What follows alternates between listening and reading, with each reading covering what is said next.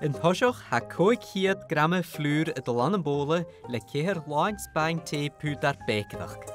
Norsyn 10 gramme siúcar mín, agus ha mi y suhe 100 gramme imen a leib le malaven.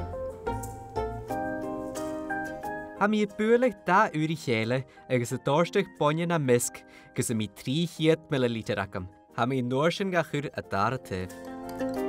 Ymlasanish. 60 gramme tomato en chirem een jarig bek, 10 gramme kaasje manchego, kutjach ger jarig, agus 60 gramme ispan chorizo, riest na fiesen bekke. Ami ga churtmen koers gewager, gus mi at ules geelch. Nish han nihen vloege te lan. Stoch nach bi ujaschen te wonje ji, is an thuis karan vloeg.